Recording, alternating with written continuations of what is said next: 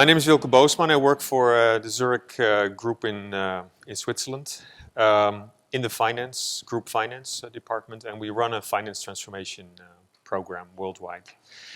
And one of the elements in the finance transformation program is SAP convergence. So I'd like to take you first a little bit through our journey.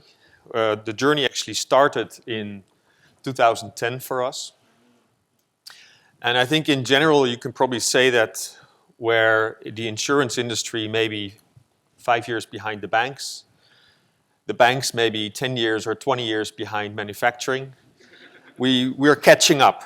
Yeah, we are slow moving, but I think it's also important that you see that a company like an insurance company, what it's trying to achieve, where also manufacturing has already gone through these pains over the last 10, 20 years. So worldwide, when we started in 2010, we looked around in the Zurich group, and we found more than 34 operational chart of accounts, where a lot of the local GAAPs were leading, right? Not IFRS was leading. We have still today many FICO systems around the group, various releases, which will become a problem at some point. And typically for an insurance company, we have an enormous amount of feeder systems, policy claim systems. More than 2,000 worldwide, different technologies. The manuals you cannot find anymore.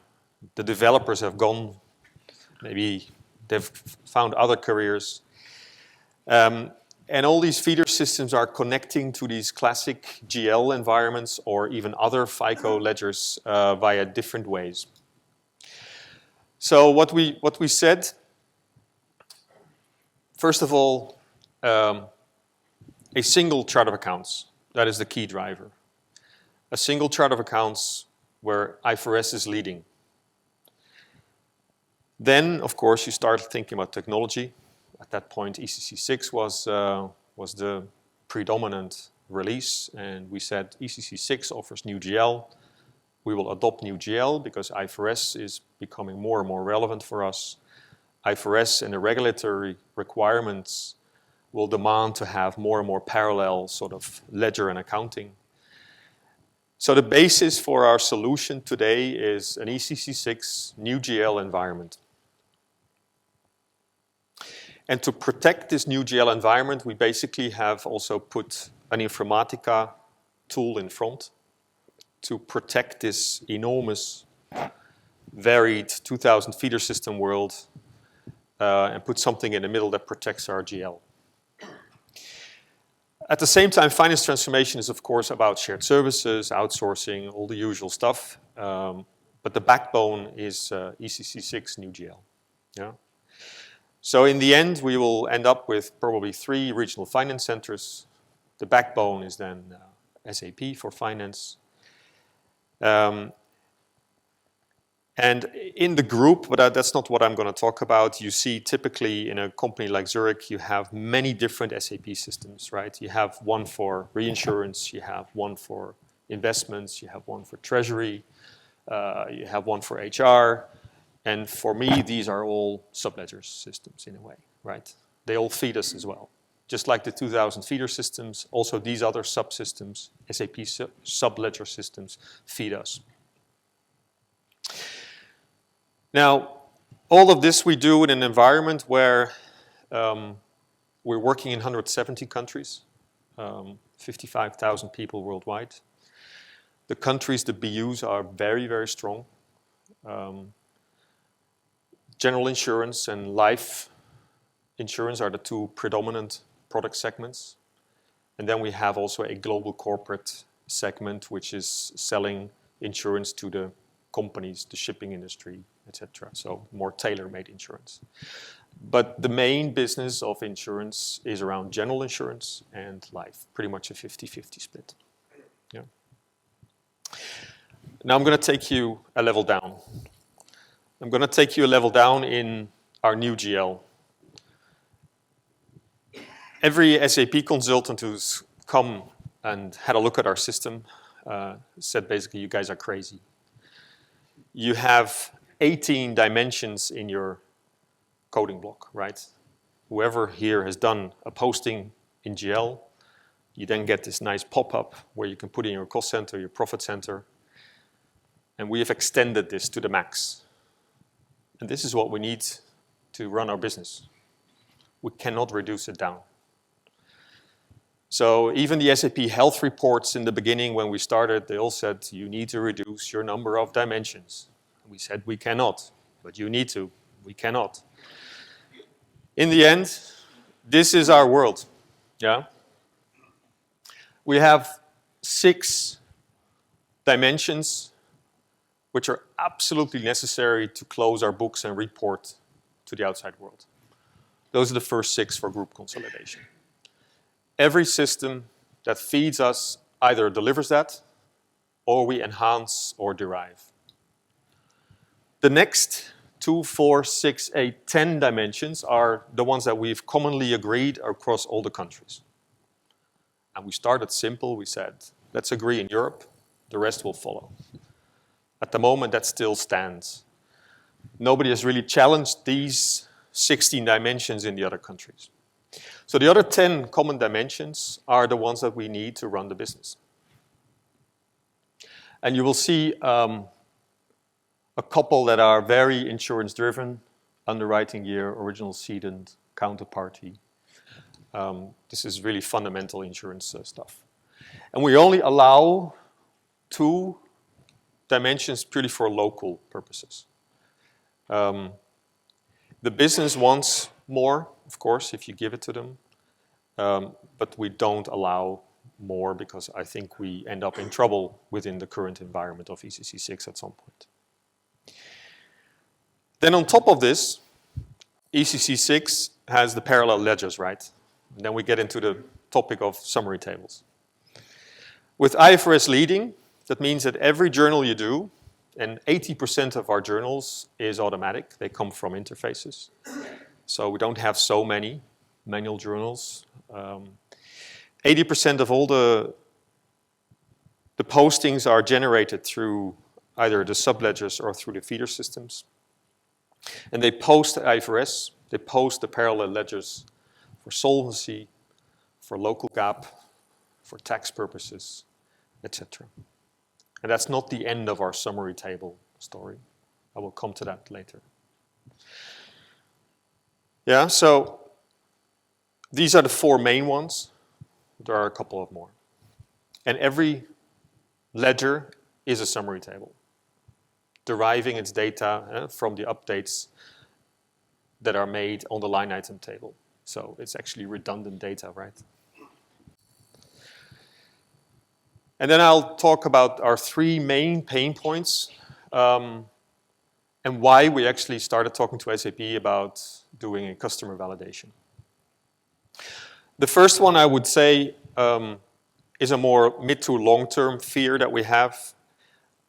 If you realize the number of dimensions we have, if you realize the parallel ledger world, if you realize that the business may need to have more dimensions in the future, either business requirement or through IFRS 4 phase 2 in the future, we don't know. There is no clear requirement, but it could be. If you realize that our performance today is okay, but at some point we will exceed, let's say, the recommended size of the summary tables. There's the size note says 10 million. There are companies out there that are way beyond the 10 million, we know that. Today's count, I just requested it, is 5.4 million, but we'll exceed that quite quickly when we roll in and once we grow, let's say, our business. I mean, this is a relatively new platform, so we still have time, but we're only 1/3 of the way of our roll-ins. So at some point, performance will become a problem. We also have the classical SAP BW, which updates every 2 hours. And in the closing, this is, of course, as usual, not enough for an accountant. They want every second updates, but 2 hours is what they get at the moment. So this is, let's say, business requirement pain point number 1. The next one is around expense allocations, the allocation cycles. Normally, you would see probably an allocation cycle just across cost centers, and you're done with it. Of course, that's also not enough for us. We want more. We want to allocate across a couple of those dimensions. That's why we do FI allocations and not only in CO. Right? CO, we can do the cost center allocations, but in FI, we need to allocate from cost centers then to functional areas, to segments, etc. And we want to have the full traceability back. No insurance company today, and I believe Allianz is in the audience, does this only in SAP. Today, that just doesn't work. So if you look at the whole allocation process, the big insurance companies at the moment need other tools to just complete the whole cycle. Right? We have our BU Germany uses a tool called ELMIS, where they already aggregate the keys and ship it over to SAP, where they do part of the process, bring it back into ELMIS, where they then report out of, because that's where they need to have the granularity. UK and Australia use TM1, maybe more familiar. Also there, they already prepare the allocation cycles, bring it over, let SAP do its stuff, bring it back for reporting. It's quite a horrible process. So the reporting is quite ineffective, a lot of manual steps in between. And currently, if we roll in a 9-hour allocation cycle, in new GL world, it blows up to an 18-hour cycle, which pushes the closing time under pressure, right? The third one is very much a homegrown solution, not standard SAP as such. It's more based on special ledgers. Between, let's say, the close of IFRS all the way to BCS submission, we have a couple of steps in the middle. We roll it up, we enrich, we segment, and then we give it to BCS for the consolidation piece. And there are 8 steps in the middle with 4 roll-up ledgers. And these are absolutely needed today. And again, it's basically built around the group requirements. And of course, the fact that we need summary tables to store this, enrich it further, and then hand it over to BCS. Right? This can only be run at month end once you have all your data in the system. And it provides at the moment a nice snapshot reconciliation between what GL holds and what BCS holds. But this is a long process. It's a batch-oriented, step-by-step, cannot be so much done in parallel, needs to be sequential. And it's a big chunk in the closing timeline. So all of these things we brought into the SAV, the customer validation. And we said we have a threat on the roadmap long-term on our landscape because the summary tables. We will run out of this 10 million. Not sure how afraid we need to be at this point, but it's out there. Can we move away from batch-oriented closing processes, right? Can we do it maybe more on a daily basis instead of just month-end based? Because one segment, general insurance, wants the data actually earlier than we can provide out of BCS. So again, you have timeline discrepancies. BW as such, again, is extracting degrading performance at the time when you don't want that. 2-hour updates. We're working as you guys are on the virtual cubes to mitigate all that. But reconciliation is a huge piece of work. So we're looking for ways to protect our vision. We're looking for ways to simplify the close. And internally, we've positioned this rather as an innovation than a POC. I mean, in my view, the POC, people can say yes or no to the result. An innovation tells us more, guys, this is inevitable. It will come. We need to think through what it means for us. And I've also noticed that the test team, we've only started really seriously testing last week, Tuesday. The test team needs to be forced to think outside of the box, right? I mean, they're very much stuck in the ways we do business today. And the big question is, what is our future close considering this possibility? We still have a long way to go. The skills, the knowledge, thinking outside of the box. So what have we done concretely now? In December, basically, we copied over our production database to a sandbox. We then basically upgraded the sandbox, first the database, and then installed the enhancement pack. SAP then basically migrated this over to a HANA box. We loaned one. We have an option to buy it, but at the moment it's a rental. I believe it's a 4 terabyte IBM box or something. And then the add-on was installed. And if I'm not mistaken, the moment you install the add-on, at that moment the summary tables are basically gone, the index tables are gone, right? And that means that from last week, Tuesday, we actually started our closing cycles, basically sort of a big regression test, right, on the HANA box. Basically, our current closing cycle of some larger companies, run them through, just look if it works, look what we see in terms of performance.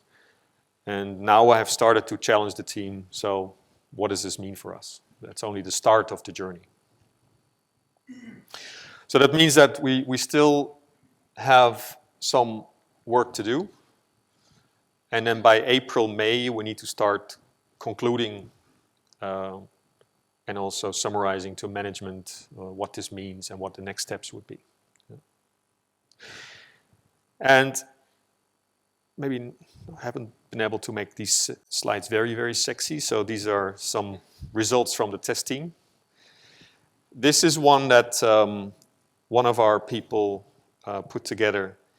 And it shows some of the basic transactions that any accountant uses on a daily basis, right? Today in any SAP system. So take an example. Just the GL line item. If you run it for 100,000 or run it for 200,000 items, what we see between the HANA box and our test system is quite a remarkable difference. And what's more interesting here is actually that the blue line is, let's say, the HANA performance for 100,000 items, and then the HANA performance for 200,000 items.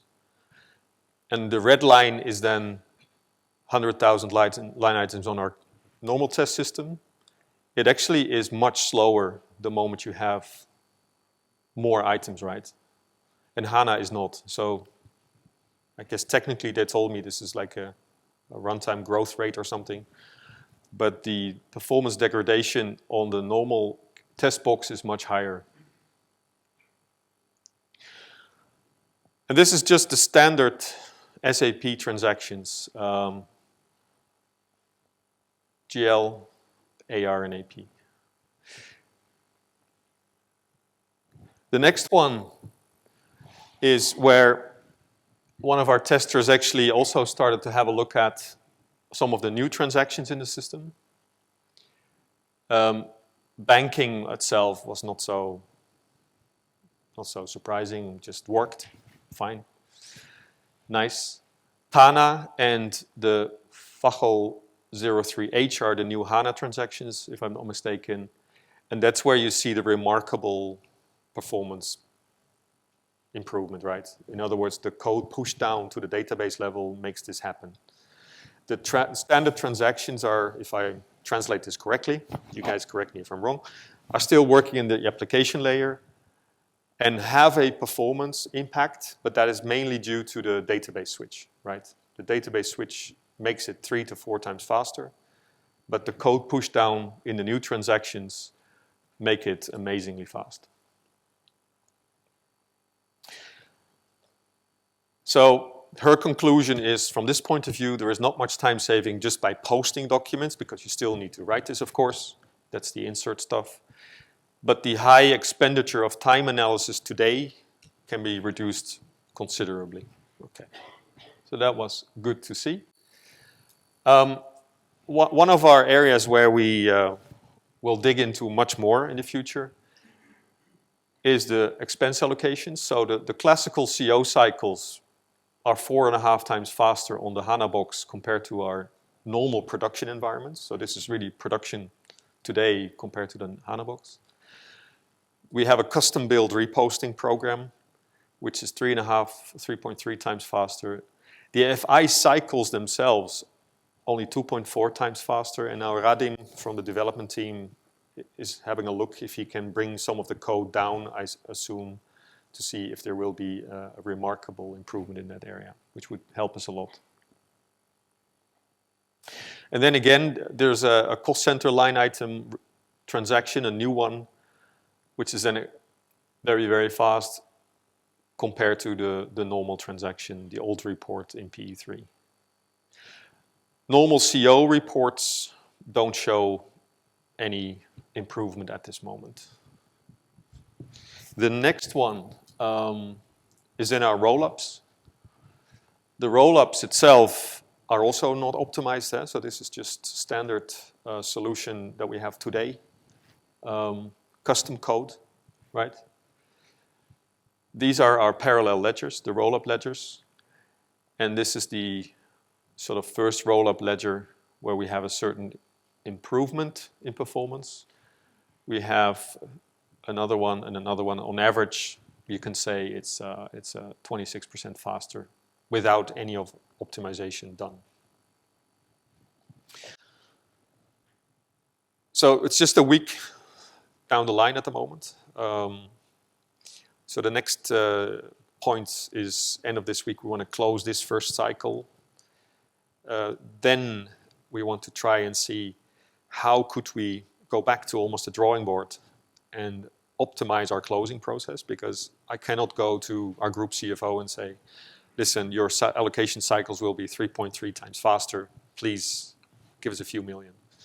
That won't work. Yeah.